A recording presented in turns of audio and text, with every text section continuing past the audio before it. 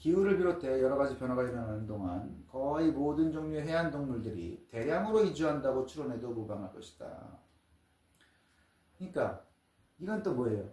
침강하는 동안에만 퇴적층이 생기기도 하지만 동물들이 또 동물들이 거기 가만히 있지 않는다는 거죠. 이 동물들 자체도 이동을 한다. 그러니까 뭐예요? 화석층이 생기기 어렵다. 그 동물들이 가만히 있어야 그 중간 형태라는 것을 우리가 화석으로 포착해낼 낼 것인데 굉장히 긴 기간이기 때문에 그 오랜 기간을 그 종의 이제 동물들이 가만히 거기 있지 않는다는 거죠. 뭐 식물도 마찬가지겠죠. 식물들이라고 뭐 발이 달려서 움직인다는 게 아니라 이제 씨가 뿌려지고 그것을 예를 들어서 동물들이 와서 먹고 뭐 여러 가지 상황들이 생기기 때문에 서식지가 옮겨간다는 거죠. 기후를 그래서 어떤 암성 측에서든 처음 나타난 종을 보았을 때 그 종이 그때서야 처음 그 지역으로 이주했을 가능성이 있다는 추론을 할 수 있다. 그러니까 예를 들어서 어떤 암석층에 어떤 종이 처음으로 나타났어. 그러면 그때에서야 비로소 그 나타난 그때의 그 종이 그 지역으로 이주해 왔을 것이다 라고 우리가 생각할 수 있겠다라는 거예요. 그러니까 그거는 뭐예요? 어떤 암석층에서 어떤 종이 새로 나타났을 때 그때 그 종이 생겼다라고 생각하면 안 되고 이주해 들어왔다라고 생각하는 게 더 합리적이라는 거예요. 전체 지질 연대에서 겨우 한 부분만을 차지하는 빙하기 동안에 유럽에서 서식했던 동물들이 얼마나 많이 이주했는지를 확인한 결과를 생각하면 탁월한 교훈을 얻을 수 있다. 빙하기 동안에만 유럽에서 서식한 동물들이 얼마나 많이 이주했는지를 보라 이거죠. 그리고 그동안 더 동일한 빙하기 동안에 일어난 지표면 높이의 상당한 변화와 지나치게 큰 기후 변화와 엄청난 시간의 경과를 생각해봐도 마찬가지다. 그러니까 빙하기 동안만 봐더라도 지표면의 높이가 굉장히 변했고 기후가 굉장히 많이 변했고 시간이 엄청나게 많이 그 빙하기라는 게 좀 길죠. 그게 그냥 10년, 20년, 100년, 200년 이런 게 아니니까 그것을 보면 이제 동식물의 종이 계속 한 군데에만 있지는 않는다. 그죠? 지형도 변하고 기후도 변하는데 계속 있지를 않는다는 거죠. 그 같은 지역에. 그렇지만 세계의 그 어느 지역에서든 화석 유물들을 포함한 퇴적 광산이 그 기간 전체에 걸쳐 동일한 지역 내에서 계속 퇴적되었는지는 의심스럽다.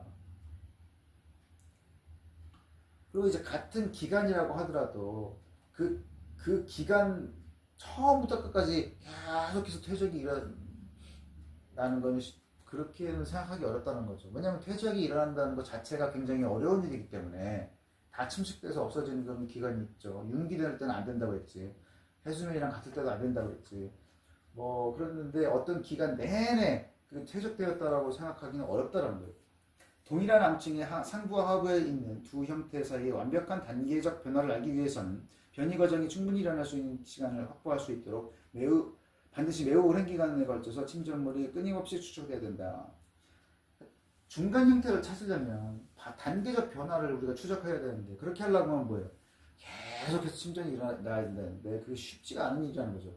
그래서 그 침전물은 전반적으로 매우 두꺼워야 할 것이고 생명체 종은 변이를 겪는 시간 내내 계속 같은 지역에 살아야만 할 것이다. 그러니까 그 단계적 변화를 화석으로 포착해내기가 굉장히 쉬운 일이 아니다. 그렇지만 화석을 함유한 두꺼운 암층은 침강하는 기간 동안만 축적될 수 있다. 그러니까 그게 어려운 일이라는 거죠. 그리고 동일한 공간에 같은 종이 살아가는데 필수적인 조건인 거의 일정한 깊이를 유지하려면 침전물이 공급되는 양이 침강되는 양을 상쇄할 만큼이어야 한다. 계속해서 어떤 화석이 보존될 그런 환경이라는 것은 침강하는 동안에만이에요. 그리고 침강만 하면 되냐? 아니죠. 침강할 때 그 침강을 상쇄할 수 있도록 계속해서 퇴적물이 쌓여주는 그런 조건에만 화석이 생긴다. 화석이 생겨서 보존된다. 그렇지만 침강의 움직임은 종종 침전물이 유래된 지역을 가라앉게 하는 경향이 있다. 침강을 하면 침전물이 있는 지역을 가라앉게 하겠죠. 계속 내려가는 거예요. 그리고 계속 내려가기 때문에 침전물의 공급량을 줄이게 된다. 이게 조금 가만히 있어주면 이게 쌓일 텐데 계속해서 내려가기 때문에 침전물이 같은 양이 공급되더라도 쌓일 수가 없다는 그런 얘기죠. 전반적으로 암층은 단속적으로 퇴적된 것처럼 보인다. 그러니까 이게 뭐냐면 단속적이라는 게 뭐예요? 연속적에 반대된 말이죠. 그러니까 지층들이 이렇게 쌓였죠. 쌓인 게 연속적으로 쌓인 게 아니라 요거 쌓이고 한참 후에 요거 쌓이고 그 다음에 공백기가 한참 있다가 또 이게 쌓이고 이렇다는 얘기예요. 다양한 광물학적 구성으로 이루어진 암상으로 구성된 어떤 암층을 볼 때 우리는 침전의 과정에서 중단이 자주 일어나지 않았나 하는 합리적인 추론을 할 수 있다. 그러니까 암상이 굉장히 달라. 다양한 광물학적 구성으로 돼 있어. 비슷한 암층이 아니라는 거죠. 그걸 보면 이게 중간중간에 공백이 많이 있지 않았나 하는 그런 의심을 해봐야 된다는 거죠. 안 그러면 어떻게 이렇게 다양한 광물학적 구성으로 퇴적을 할 수가 있겠어요?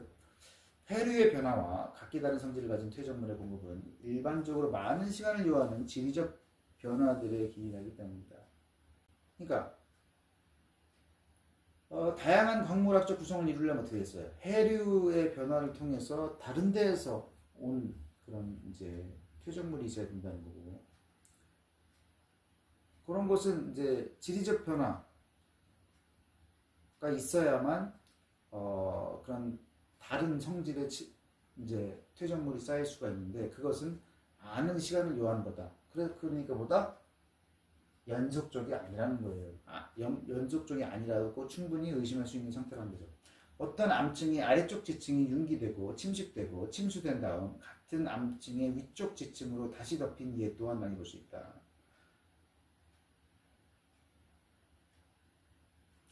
이는 흔히 관광하기 쉽지만 축적되는 동안 얼마나 긴 시간의 공백이 있었는가를 보여주는 것이다.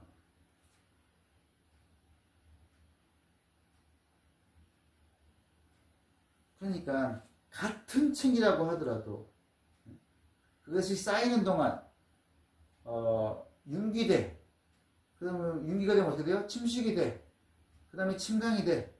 그럼 그만큼 공백이 생겼잖아요. 거기다가 또 같은 지층이 쌓였던 거죠. 같은 지층 내에서도 이게 연속적이 아니라는 거예요. 따라서 동일한 종이 한 암층의 하부와 중부와 상부에 출현하면 그들의 전체 침략적 기간 동안 동일한 지역에 살았던 것이 아니라 아마도 동일한 지질 시대 동안 여러 차례 살았다 나타났다 했을 가능성이 있다. 그러니까 동일한 종이 어떤 지층의 하부, 중부, 상부에서 나타난다고 치면은 이것들이 계속 여기서 살아가는 게 아니라 중간에 공백이 있기 때문에 다른 데로 갔다가 이렇게 생각을 해야 된다는 거예요. 그러므로 그런 종이 어떤 한 지질 시대 동안 상당히 많은 변화를 겪는다 해도 암층의 한 부분은 아주 약간뿐이더라도 형태의 갑작스러운 변화만을 포함할 것이다. 그래서 그 연속적이지 않기 때문에 이것이 중간 형태가 다 보존되지 않고 갑작스럽게 변한 것처럼 그렇게 보여질 것이라는 거죠. 박물학자들이 종과 변종을 구분하는 황금률을 가지고 있지 않다는 사실을 기억하는 것은 중요하다. 박물학자들도 우리가 앞에서 배웠죠. 종하고 변종하고 이게 종하고 변종은 이렇게 나눈다라는 확실한 기준이 없다는 거예요. 어떤 두 형태 사이의 차이가 어느 정도 이상으로 커지게 되면 중간적 단계들로 그들을 한데 이을 수 없는 한 그 둘을 다른 종으로 분류한다. 중간 형태가 없으면 다른 종으로 분류하는데 중간 형태가 찾아지면 그것도 변종이 되는 거예요. 확실한 기준이 없다는 거죠.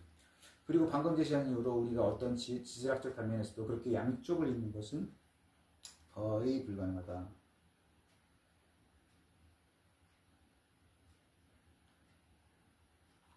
그게 무슨 말이에요? 중간 형태를 찾는다는 게 불가능하다는 거죠. 만약 우리가 다소 더 긴 시간 간격들, 다시 말해서 동일한 거대한 암층 내에 있는 별개이지만 이어져 있는 여러 단계들로 고개를 돌린다면 우리는 매장된 화석들이 더 멀리 떨어진 암충 속에서 발견된 종들보다는 훨씬 더 서로 밀접한 관계라는 사실을 알 수 있다.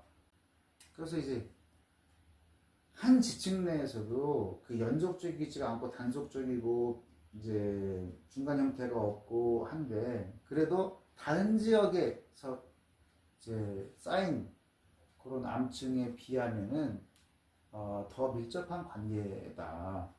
여기서 발견된 종들이 급속히 번식할 수 있고 이동성이 크지 않은 동식물의 경우 일반적으로 그 변종들이 처음에는 국지적으로 분포한다고 여길 만한 이유가 있다. 그러니까 급속히 번식을 하고 이동을 많이 안 해. 그러면은 그 변종이 처음에는 그 넓은 지역에 걸쳐서 분포하는 게 아니라 좁은 지역에만 분포한다고 생각할 수가 있겠다라는 거죠. 그렇죠. 번식을 많이 하고 근데 이동이 없어. 그러면은 그 좁은 지역에만 있겠죠. 그런 국지적 변종들은 상당한 정도로 변화되고 완성되기 전까지는 멀리 확산되거나 부모종을 대체하지 않는다. 국지적 변종은 한참 동안 그 자리에만 있는다는 거예요. 이 시각에 따르면 한 지역에 있는 어떤 암층에서 어떤 두 형태 사이의 모든 초기 단계를 발견할 기회는 얼마 되지 않는다. 근데 아까 지금 얘기한 게 뭐예요? 국지적 변종에 대해서 얘기할 거죠. 변종이니까 뭐예요? 변화하는 단계에 있는 거란 말이죠. 근데 그것이 국지적으로만 분포하기 때문에 찾아내기 어렵다는 거예요. 몇몇 고생물학자들, 장 루돌프 아가시, 프랑스와 질 피테드라리그, 그리고 가장 강력하게 반박한 애덤 세즈윅 교수, 이 사람들은 종 변환을 주장하는 믿음에 대한 치명적인 반발이자 문제 제기로서 모든 종 집단이 어떤 지층에서 갑자기 출현하는 양상을 본다. 그러니까 종 변환이 그러면 이제 누가 누구의 아이디어겠어요? 다윈의 생각인 거죠.